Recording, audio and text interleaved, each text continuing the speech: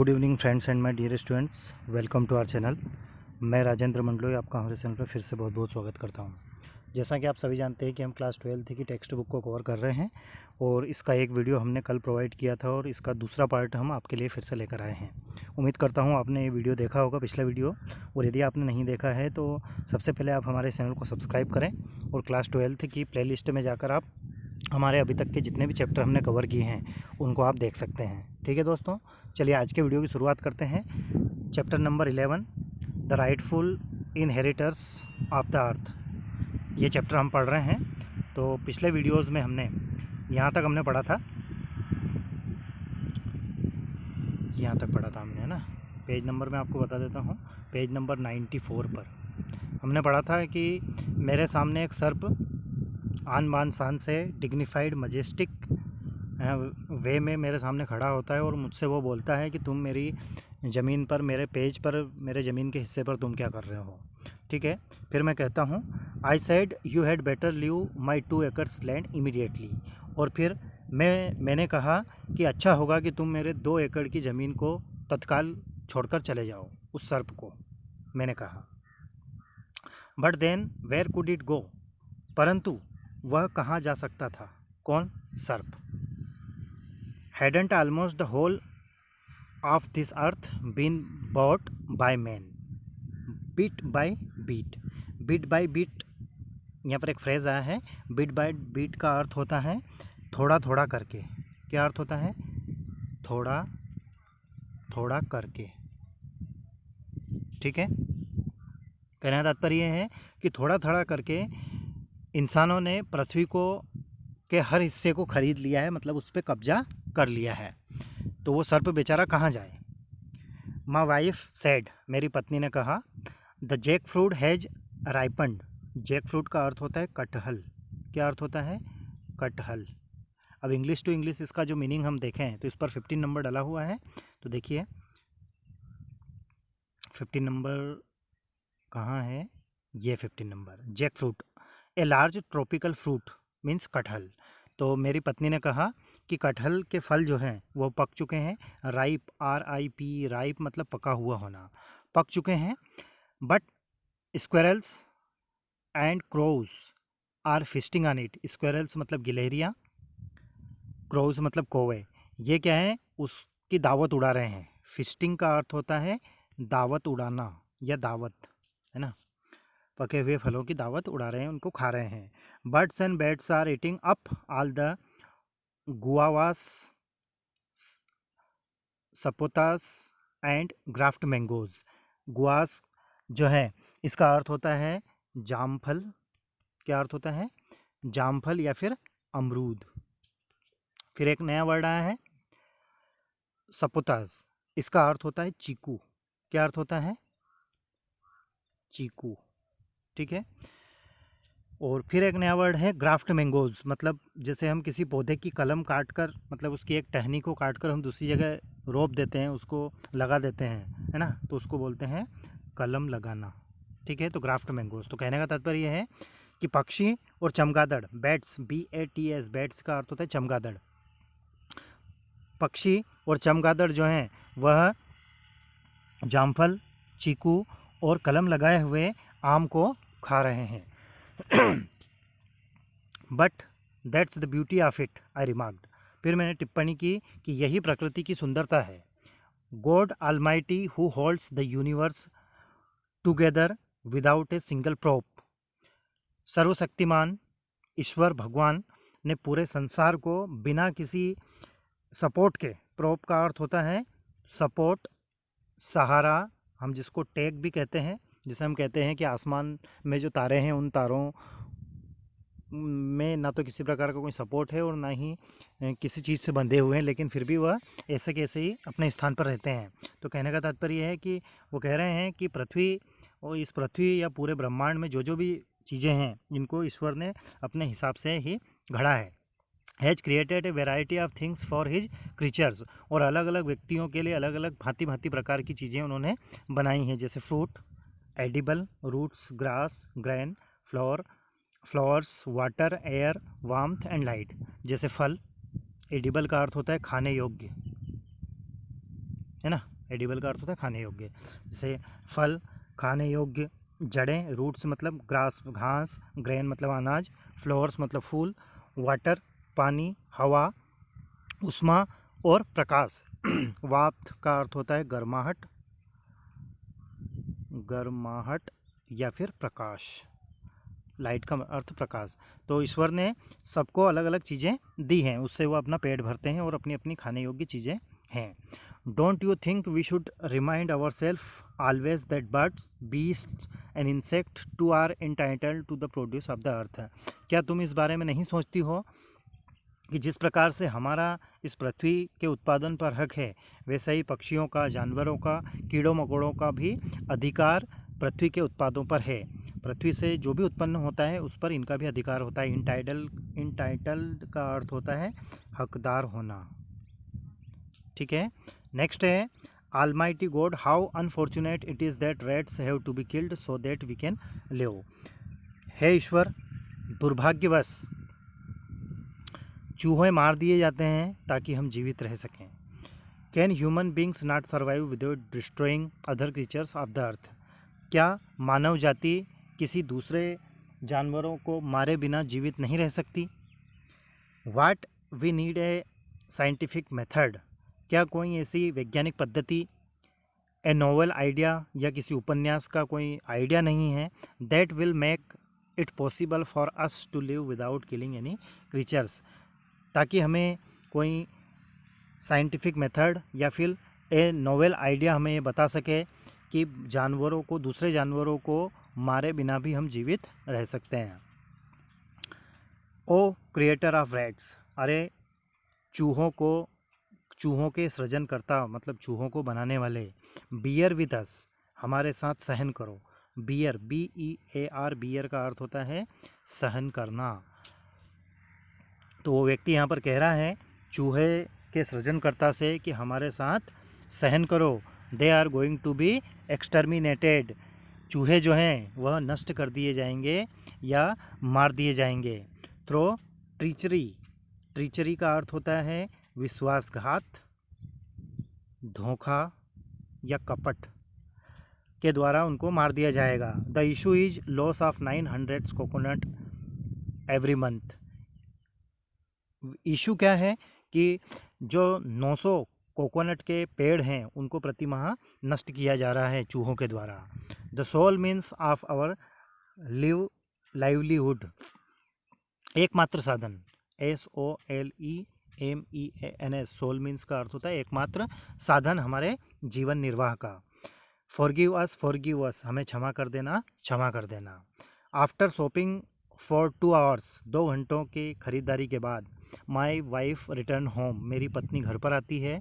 Along with other items of purchase was a large tin of rat poison. 2 घंटे की खरीदारी में उसने जो जो भी सामान खरीदा उसके साथ में वह चूहों के मारने की दवा का एक डिब्बा भी लेकर आती है। टीन का अर्थ होता है डिब्बा, और रेड पॉइजन मतलब जहर, और रेड मतलब चूहा। The poison was mixed with bananas, rice, tapioca and kept all over the place. वो जो चूहे का जहर था उस जहर को केलों में, बनाना मतलब केला, राइस मतलब चावल, टोपिया का मतलब होता है साबूदाना। क्या अर्थ होता है? साबूदाना। ठीक है, तो कह रहे हैं कि जो पॉइजन लेकर आई थी उसको उसने केलों में, चावल में, साबूदाने में मिलाकर सब जगह पर रख दिया। ठीक है, इसको 17 नंबर डाला हुआ है, तो इसको इंग्लिश टू इंग्लिश देखेंगे क्योंकि एग्जाम में हिंदी में नहीं आता है, इंग्लिश टू इंग्लिश ही पूछते हैं, वोकेबलरी है ना। टोपिया का अर्थ होता है hard white grains obtained from the cassava plant often cooked with milk to make a desserts a sweet dish, है ना। जैसे हम खीर वगैरह बनाते हैं ना साबूदाने की, तो सब जगह मिलाकर उन्होंने जहर रख दिया। Beneath the coconut palms as well, और कोकोनट के जो पेड़ थे, नारियल के पेड़ थे, वहाँ भी रख दिया। इन 4 days, 4 दिनों में 5 hens, 12 squirrels, 200 rats and a cat disappeared behind the curtain of time forever।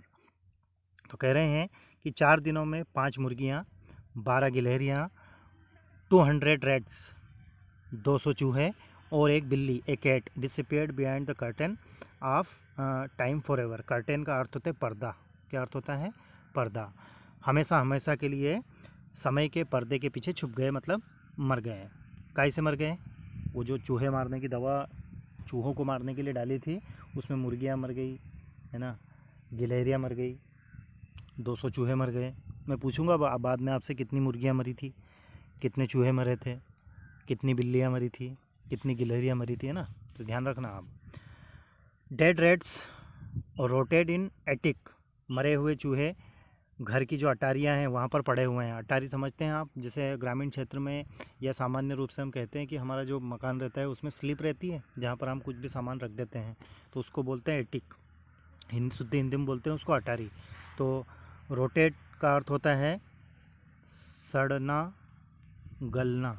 मतलब जो मरे हुए चूहे हैं वो वहाँ पड़े हुए हैं तो उनकी गंध आ रही है। Death was everywhere. सब दूर मौत बिछी हुई थी। The stench spread all over the house. Stench का अर्थ होता है दुर्गंध या फिर बदबू, ठीक है। तो उन मरे हुए चूहों की, मरे हुए जानवरों की बदबू चारों ओर फैली हुई थी पूरे घर में।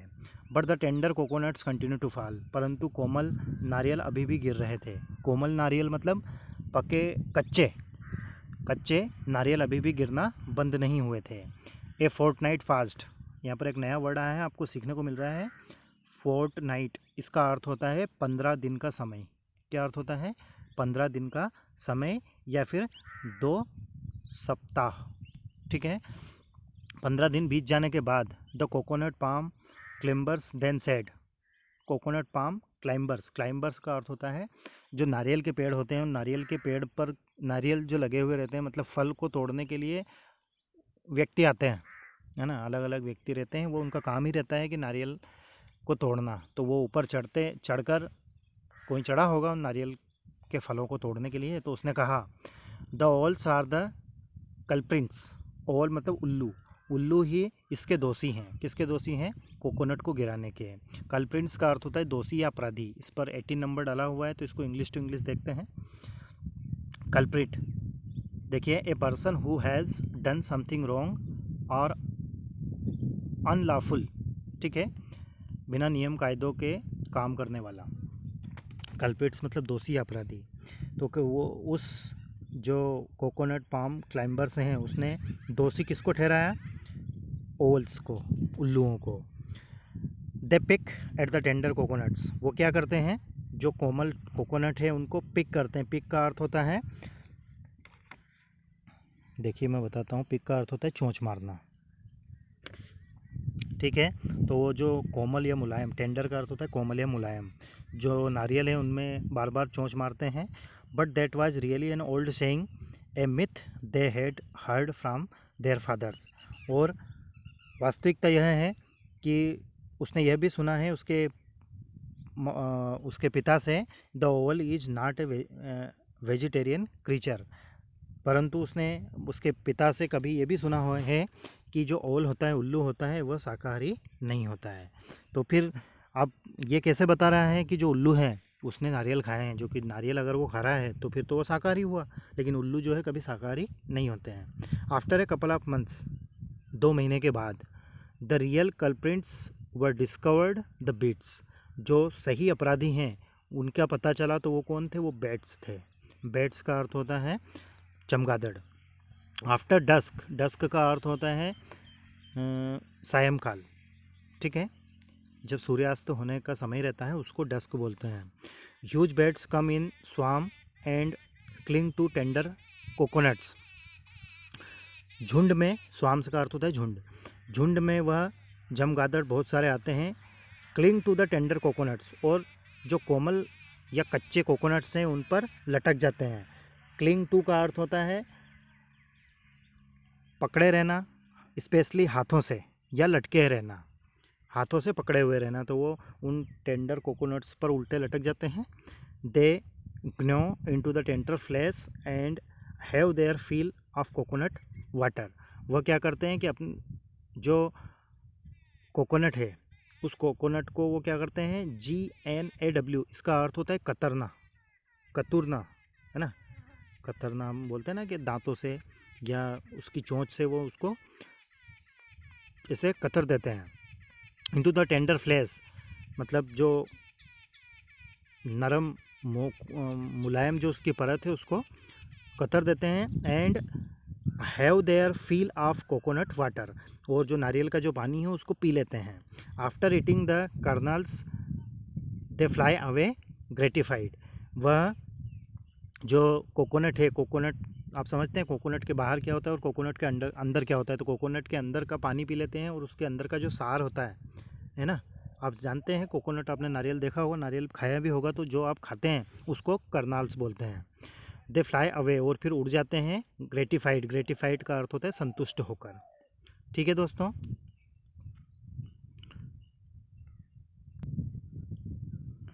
ग्रेटिफाइड का अर्थ होता है संतुष्ट होकर। Let's buy a gun said my wife, फिर मेरी पत्नी ने कहा कि चलो एक काम करते हैं कि हम गन खरीदते हैं, गन मतलब बंदूक।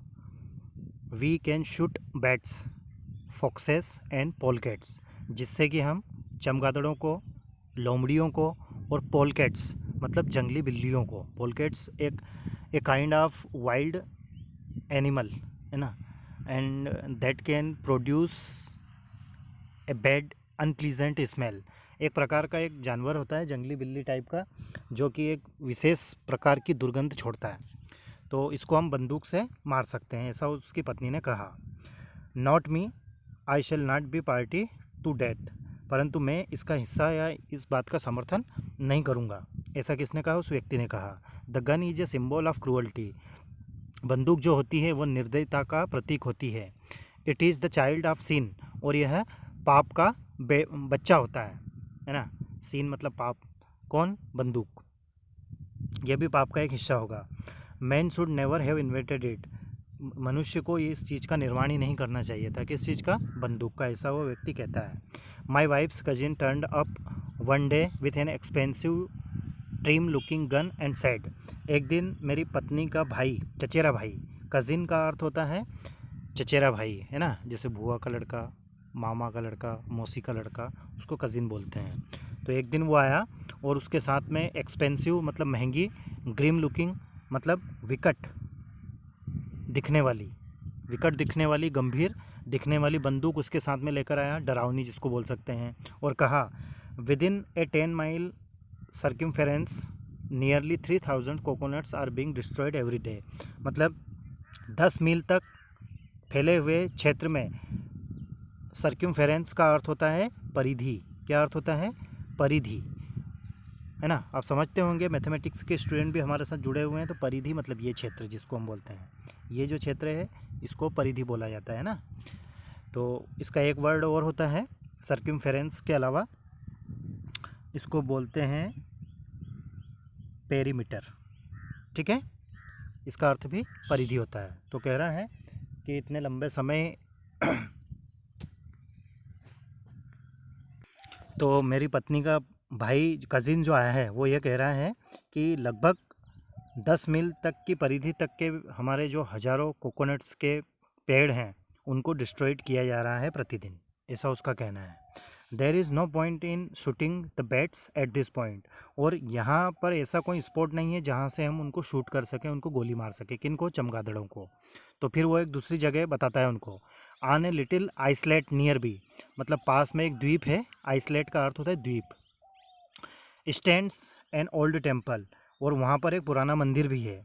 Next to it grow a pair of banyan tree, और उसके पास में ही वहाँ पर दो बेनियान ट्री हैं, मतलब बरगद के पेड़ हैं दो। You can see at least 3000 bats hanging on the two trees, और उन दो पेड़ों पर लगभग 3000 चमगादड़ रोजाना लटकते रहते हैं, बैठे हुए रहते हैं। I will finish them of, मैं उनको वहाँ जाकर मार सकता हूँ। If not in one day, यदि एक दिन में नहीं, इन 2-3 डेज़, 2 या 3 दिन में तो मैं उनको ख़त्म कर ही दूंगा, ऐसा मेरी पत्नी का कज़िन जो है, मतलब मेरा साला जो है, वह ऐसा कहता है। Don't you want to witness the glorious sight of 3000 bats being slaughtered, slaughtered का अर्थ होता है नर संहार करना या पशु संहार करना, मतलब एक साथ बहुत सारे ग्रुप में हत्या कर देना, वध कर देना। तो वो कह रहा है कि क्या तुम इस नर संहार को, पशु संहार को, पक्षी संहार, ग्लोरियस साइट को देखने के साक्षी नहीं बनना चाहोगे? मतलब बड़े गर्व के साथ वो कह रहा है कि जैसे वो बहुत बड़ा काम करने जा रहा हो, पुण्य का काम करने जा रहा हो। I prayed fervently, oh bats save yourself. फिर पूरी उत्सुकता के साथ, एक्साइटमेंट के साथ मैंने प्रार्थना की। फर्वेंटली का अर्थ होता है एक्साइटमेंट में, उत्सुकता के साथ, दिल से, आत्मा से प्रार्थना की। ओ बेट्स, अरे चमगादड़ों, अपने आप को बचाओ या बचा लेना। इट वाज एस्टोनिशिंग, और मेरे लिए बड़ी आश्चर्य की बात थी। ए मिराकल, एक चमत्कार हुआ। द बेट्स वर सेव्ड, और जो चमगादड़ थे वो पूरे सुरक्षित रह गए। कैसे रह गए? My wife and cousin return same fest. मेरी पत्नी और उसका चचेरा भाई लज्जित चेहरे से वापस आए। टेरिफाइड, डरे हुए थे। डिफ्लेटेड, डिफ्लेटेड का जो अर्थ होता है वह अर्थ होता है जैसे हम कहते हैं ना कि हवा निकल जाना, समझते होंगे आप, हवा निकल जाना, ठीक है, या फिर आत्मविश्वास की कमी हो जाना। इस प्रकार से वह वहाँ पर आए थे और ऐसे दिख रहे थे। एजिटेटेडली का अर्थ होता है आंदोलनकारी मुद्रा में। माई वाइफ सेड, मेरी पत्नी ने कहा, उग्र रूप में कहा, we just manage to escape by skin of our teeth. हम कैसे तैसे ही वहाँ से बचकर निकल भागे हैं। देखो यहाँ पर एक फ्रेज़ आया है, या प्रोवर्ब भी इसको कहते हैं, by the skin of our teeth. इसका अर्थ होता है कैसे तैसे, कैसे तैसे करके ही हम वहाँ से बचकर निकल भागे हैं। इस पर 22 नंबर डला हुआ है, तो चलिए पहले इसको क्लियर कर लेते हैं। By the skin of our teeth only just manage to do something, मतलब कुछ करने में को संभव करना, मतलब कैसे तैसे बचकर निकल भागे। There are some houses around the temple, उस मंदिर के आसपास कुछ घर थे, बहुत सारे घर थे। इन ए स्प्लिट सेकंड, स्प्लिट सेकंड का अर्थ होता है पल भर में। क्या अर्थ होता है? पल भर में। About 100 peoples armed with lethal weapons surrounded us. फिर एक नया वर्ड आया है लीथल। लीथल का अर्थ होता है घातक, वेपन्स मतलब हथियार। वो मतलब पल भर में वहाँ पर सैकड़ों व्यक्ति इकट्ठा हो गए और उनके हाथ में बहुत ही खतरनाक या घातक हथियार भी थे और हमें चारों तरफ से घेर लिया। दे थ्रेटन्ड टू किल अस, और हमें मारने की वह धमकी देने लगे। थ्रेटन्ड का अर्थ होता है धमकी देना। If we shoot at the bats, यदि हम उन चमगादड़ों को शूट करते हैं, मारते हैं। डू यू नो वाई, क्या तुम जानते हो क्यों? They believe that bats are the souls of our ancestors. उनका ये विश्वास था कि जो चमगादड़ थे वह उनके पूर्वजों की आत्मा थे। मतलब वो जो लोग थे वो ये मानते थे कि ये जो चमगादड़ हैं ये हमारे पूर्वजों की आत्मा है, इसलिए हम कोई इनको मार नहीं सकता, इनको भगा नहीं सकता। आई टुक ए डिसीजन देन, फिर उस समय मैंने अपने आप से कहा या मैंने एक निर्णय लिया। क्या निर्णय लिया? In no uncertain terms I said, अनिश्चितता में मैंने कहा, bats are not the soul of our ancestors, चमगादड़ हमारे पूर्वजों की आत्मा नहीं है, but they are one among gods many creatures, परंतु ईश्वर ने इस दुनिया में जितने भी प्राणी बनाए हैं उन प्राणियों में से वह भी एक हैं, ईश्वर की ही बनाए हुए हैं। लेट कोकोनट बी डिस्ट्रॉयड, यदि वह कोकोनट को डिस्ट्रॉयड करते हैं, नष्ट करते हैं तो करने दो। दैट डजंट मैटर, इस यह कोई मामला नहीं है। Let us be satisfied with what we get after they have eaten their shares, हमें उसी में संतुष्ट होना चाहिए, उनके खाने के बाद जो बचता है उसमें, मतलब उनके खाने के बाद जो भी बचता है उसमें ही हमें संतोष करना चाहिए। They certainly have a right to coconuts, उनका भी इन नारियल के पेड़ों पर या इन नारियल के फलों पर हक है जितना हमारा है। They too are part of Almighty's creation, वह भी सर्वशक्तिमान इस भगवान के ही बनाए हुए हैं। एज आर द पाम्स, जिस प्रकार से फल को भी ईश्वर ने ही बनाया है। Remember the ancient right that God bequeaths at the auspicious moment of creation. यहाँ पर 23 नंबर डला हुआ है, इसका अर्थ होता है वसीयत करना। वसीयत करना, वसीयत समझते हैं, जैसे हमारे इधर ज़मीन बेचने का और ख़रीदने का काम चलता है, तो हमारे यहाँ जो प्लॉट ज़मीन वगैरह हम ख़रीदते हैं तो उस समय हम उसकी रजिस्ट्री कराते हैं। तो ये जो वर्ड है इसका मीनिंग यही है ना। तो कह रहा है कि भगवान ने पहले से ही उनको ये हक दिया है और इन चीज़ों पर उनकी रजिस्ट्री पहले से ही करवा दी है। ऑस्पियस का अर्थ होता है गौरवपूर्ण। मोमेंट ऑफ क्रिएशन, मतलब वो कह रहे हैं कि भगवान ने गौरवपूर्ण तरीके से उनको पहले ही इसका हक दिया है। All living beings are the rightful inheritors of the earth, और जितनी भी जीवित चीज़ें हैं वह सब इस पृथ्वी के सही हकदार हैं। ठीक है दोस्तों, तो ये जो लेसन था ये आज हमारे इस वीडियो में हमने कंप्लीट कर दिया है। आपको हमारा वीडियो कैसा लगा आप कमेंट्स करके ज़रूर बताएं। अपने फ्रेंड्स, रिलेटिव्स, अपने क्लासमेट्स तक ये इस वीडियो को ज़रूर पहुंचाएं। साथ ही मैं आपको एक जानकारी ज़रूर दूंगा कि क्लास 12th के जो पेपर बचे हुए थे अभी इस ईयर वाले वार्षिक परीक्षा के, पोस्टपोन जो पेपर रुके हुए थे कोरोना के संक्रमण के कारण, तो वह जल्दी ही पेपर होने वाले हैं। वह पेपर होंगे 8 जून से 16 जून के बीच में। तो आपके फ्रेंड्स, रिलेटिव्स, कलीग्स जो भी हों जो क्लास 12th में थे और उनके पेपर बचे हुए हैं, तो उन तक ये जानकारी आप ज़रूर पहुँचाइएगा। और हमारे इन वीडियोज़ को लाइक करें, शेयर करें, ज़्यादा से ज़्यादा शेयर करें। और आपने हमारे चैनल को यदि सब्सक्राइब नहीं किया है तो सब्सक्राइब करें, और प्लेलिस्ट में जाकर अभी तक जितने भी वीडियोज़ हमने प्रोवाइड किए हैं उनको आप देख सकते हैं। घर पर रहें, सुरक्षित रहें, अपना ध्यान रखें और घर पर ही अच्छे से तैयारी करें। Thank you very much for watching.